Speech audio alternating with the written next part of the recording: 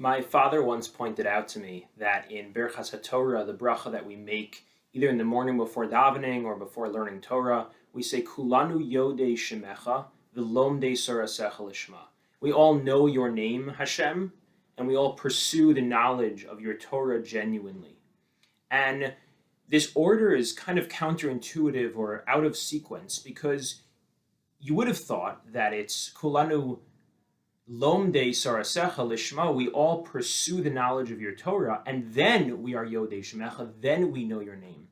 But we don't say that. We say that we know your name, and then we pursue knowledge of your Torah.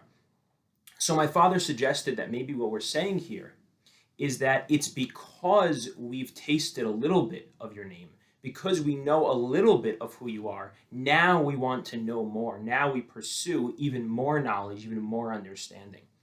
And I think this has a lot of relevance for relationships because relationships have a natural excitement, a natural energy, a natural vibrancy to them until they don't. When we're in the early stages of a relationship, especially in dating and courtship, there is a process of discovery and being discovered, knowing the other person and being known by them. And that has a lot of energy, a lot of excitement.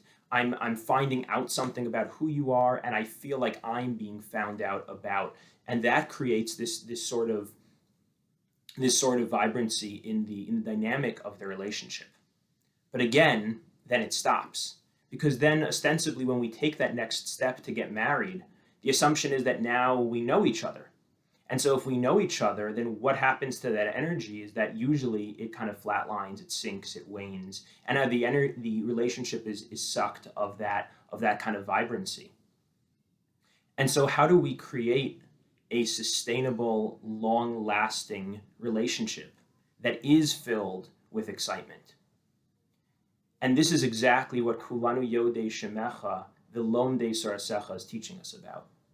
Namely, that in the end of the day, we know so little about each other, even if we know each other really well. We know so little about ourselves, even if we know ourselves really well.